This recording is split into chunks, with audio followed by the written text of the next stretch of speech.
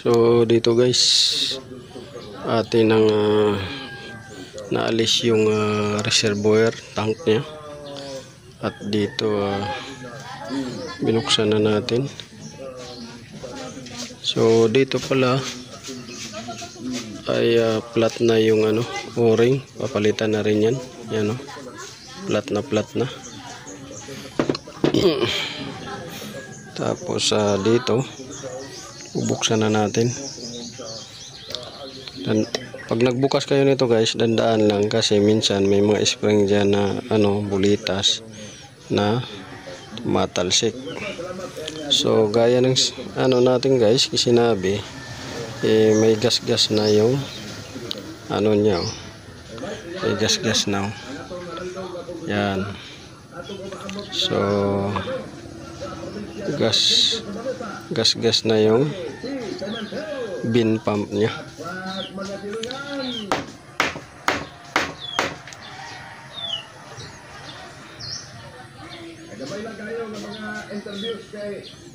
So yan. So pagka kayo nito bukas, tandaan nyo yung mga posisyon nila kasi magkaiba yung mga posisyon minsan yan. So dito napapansin nyo may gas-gas na yung so tatanggalin natin itong guide pin. Ito guide pin nya, alisin natin to.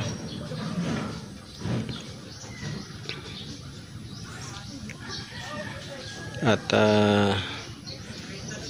anuhin natin, lilinisan. Tapos pagkalinis, hasain natin ng konti ito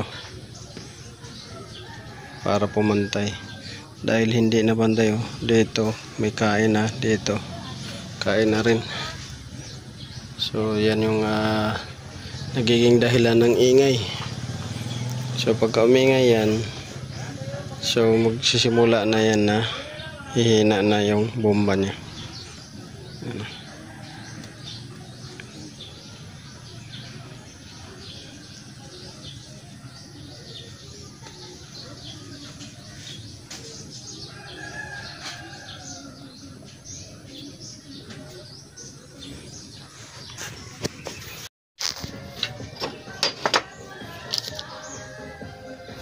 So ito yung luma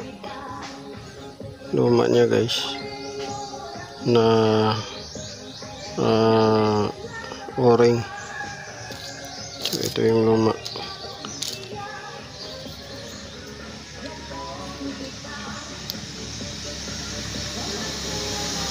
Check nyo lang to kung gumasgas na dito.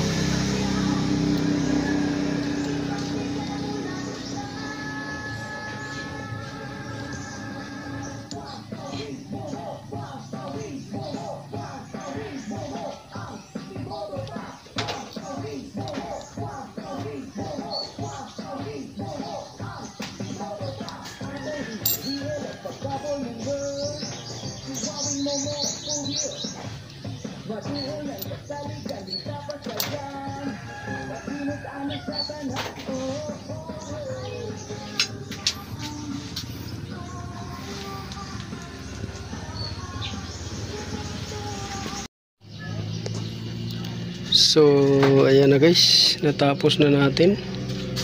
Tapos na natin pag palit ng mga repair kit.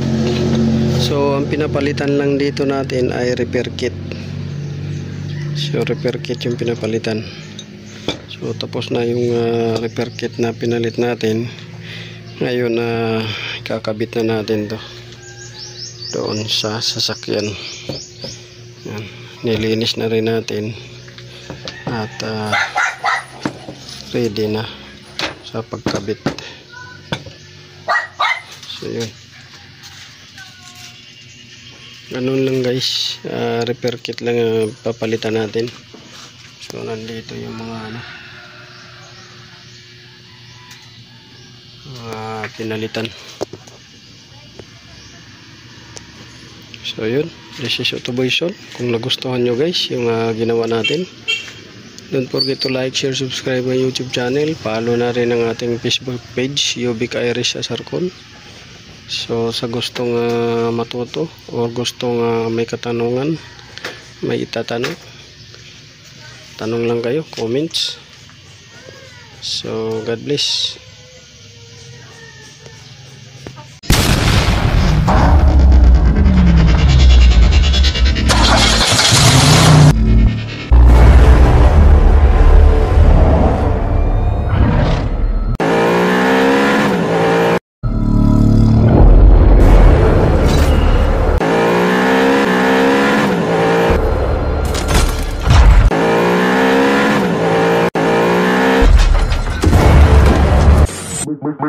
Make